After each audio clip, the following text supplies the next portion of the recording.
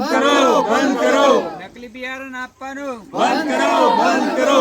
ખેડૂતને છેતરવાનું બંધ કરો, બંધ કરો. ભાજપ સરકાર હાય હાય ભાજપ સરકાર હાય હાય ભાજપ સરકાર હાય હાય ભાજપ સરકાર હાય હાય. નકલી બિયારણ આપવાનું બંધ કરો. નકલી બિયારણ આપવાનું બંધ કરો. છોટાઉદેપુર તાલુકામાં ન્યૂ ગુજરાત પેટર્ન યોજનાની ગ્રાન્ટમાંથી કૃષિ વૈવિધ્ય યોજના દ્વારા કીટમાં આપવામાં આવેલી મકાઈ સડેલી નીકળી કેટલાક ખેડૂતોએ ખેતરમાં વાવણી કરી દીધી, પરંતુ મકાઈનું બિયારણ ઉગ્યું જ નહીં. નમસ્કાર, આપનું સ્વાગત છે BS9 TV ન્યૂઝ ઉપર અને હું છું આપની સાથે કાજલ સુવા. છોટાઉદેપુર તાલુકાના પાંદરવાટ ગામના ખેડૂતો ભેગા થઈને નકલી બિયારણ આપવાનું બંધ કરો અને ભ્રષ્ટાચારી અધિકારીઓ વિરુદ્ધ સૂત્રોચ્ચાર કર્યા છે.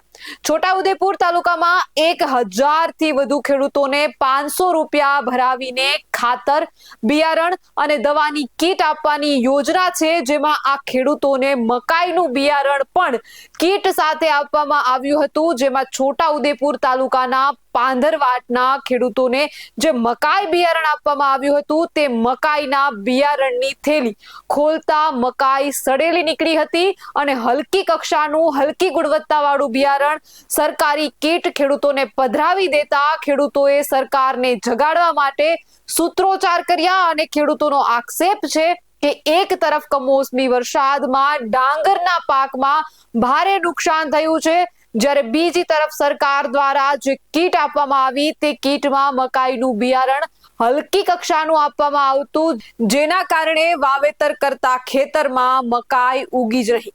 જ્યારે તે જ ગામના ખેડૂતો બજારમાંથી મકાઈનું બિયારણ લાવીને વાવેતર કરતા તે ખેડૂતોની મકાઈનું બિયારણ સારું નીકળતા તેમની મકાઈ ઉગી છે. વાત માત્ર મકાઈની નથી, બિયારણની નથી, પરંતુ સમયની છે. કારણ કે શિયાળુ પાકનું વાવેતર જો સમયસર ન થાય તો પછી પાછોતરા પાકની સારી ઉગવણી પણ નથી થતી અને પાછોતરો પાક સારો પાકતો પણ નથી. ત્યારે તમે માત્ર ખેડૂતોને બિયારણની લાલચ આપી માત્ર ખેડૂતોના પૈસા નથી વેડફ્યા, તમે ખેડૂતોનો સમય પણ બગાડ્યો છે. અને એટલું જ નહીં, હવે પાછોતરો વાવેતર કરશે તો આ શિયાળુ પાકનો મોસમનો પાક પણ સમયસર ન વવાતા એ પાક સારો થશે કે નહીં એની પણ કોઈ ગેરંટી નથી. એટલે ક્યાંક ને ક્યાંક ખેડૂતોને બિયારણના રૂપિયા અને સમય બંનેનો વેડફાટ થયો છે. છોટાઉદેપુર જિલ્લામાં ગરીબ આદિવાસી ખેડૂતોને એન-કેન પ્રકારે સરકારી અધિકારીઓ હેરાન પરેશાન કરે છે. અનેક રજૂઆતો કરવા છતાંય તંત્રના અધિકારીઓ ખેડૂતોને આપવામાં આવેલી કીટમાં પણ બેદરકારી રાખી રહ્યા છે.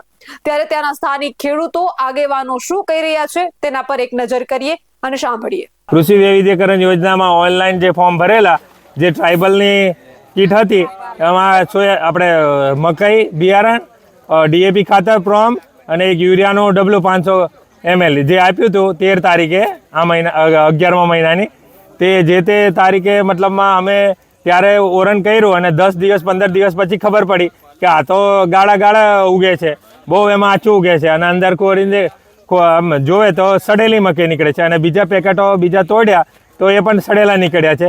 એટલે અમારે સરકારને એક જ વિનંતી છે કે આવું ખરાબ બિયારણ આદિવાસી ખેડૂતોને નહીં આપે અને છોટાઉદેપુર વિસ્તાર એ પછાત વિસ્તાર કહેવાય, એટલે આવું તો નહીં થવું જોઈએ. પણ ખરેખર આ બહુ અન્યાય છે ખેડૂતોને. આ કૃષિ વૈવિધ્યકરણ નામની યોજના સરકારની છે, ગુજરાત સરકારની, અને એ યોજના હેઠળ આદિવાસી ખેડૂતોને ટ્રાઇબલ સપ્લાયર દ્વારા બિયારણ આપવામાં આવ્યું, બિયારણની કીટ આપવામાં આવી 90% સહાય.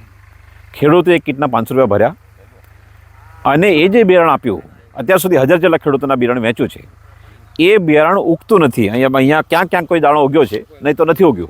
મતલબ કે આ ઓરવામાં એમની ખેતી તો બગડી જ છે, એમની મહેનત ગઈ છે, બીજો ખર્ચ ગયો છે, પાણીનો ખર્ચ ગયો છે અને સિઝન બગડી છે. તો આ ખોટા બિયારણના કારણે આ પ્રકારનો જે માર ખેડૂતોને પડ્યો છે ભયંકર છે. મોસમી વરસાદ કુદરતનો જે માર પડ્યો એમાં સરકારે થોડી સહાય કરવી જોઈએ. એનો જો ઠેકાણું નથી, એને કોઈ સર્વે વ્યવસ્થિત થયું નથી, એમાં લોકોને છેતરવામાં આવી રહ્યા છે.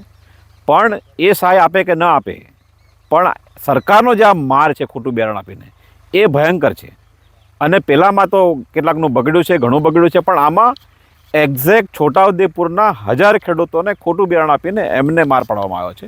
એમની સિઝન ગઈ છે, એમની મહેનત ગઈ છે. બાજુના ખેતરમાં જે છે એ પ્રાઇવેટ દુકાનથી ખેડૂત બિયારણ લાવ્યો છે અને એ નાખ્યો છે, એ સરસ ઉગ્યો છે અને સરકારે જે આપ્યો છે એક જ દિવસનો, એ આ પ્રકારની હાલત છે. ક્યાંક ક્યાંક કોઈ ઉગ્યો છે ને જે ઉગ્યું તે બિલકુલ માંદું છે, ખરાબ છે અને ઉગ્યું જ નથી.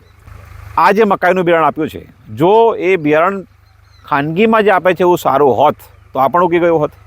આ નથી ઉગ્યું મતલબ કે આ પૂરેપૂરો ભ્રષ્ટાચાર છે. આ બિયારણ માટેનું ઉત્પાદનની મકાઈ હોય જ નહીં.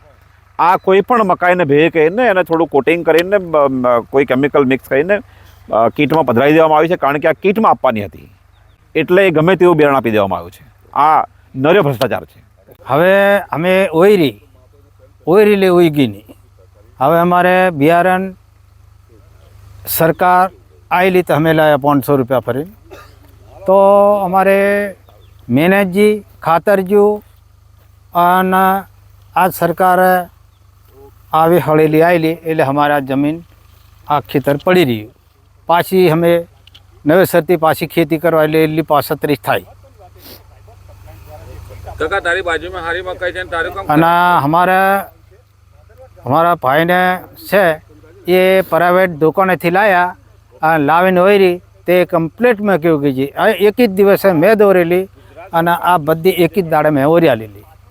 તો એ પ્રાઇવેટ કમ્પ્લીટ ઉગી છે. આ કેમ સરકાર આવી કરે એમ? આવું નહીં કરવા જોઈએ. લોકોને ગરીબોને હું કા કરો? સરકાર ક્ષેત્રે તો 500 રૂપિયા ફરીને અમે લાવ્યા, મફત નહીં લાવ્યા, સરકારના જે નિયમ પ્રમાણે આપણે લાવ્યા. હવે આપણને ઠગે તો પછી ખેડૂતોને કેવી રીતે આગળ થાય? નહીં થાય ને. આવા જ વધુ અહેવાલ સાથે મળતા રહીશું. તમે અમારી YouTube ચેનલને સબસ્ક્રાઇબ કરવાનું અને અમને Facebook અને Instagram પર ફોલો કરવાનું ચૂકશો નહીં. બાકી અવનવી અપડેટ મેળવવા માટે આપ જોતા રહો BS9 TV ન્યૂઝ. જય જવાન, જય કિસાન.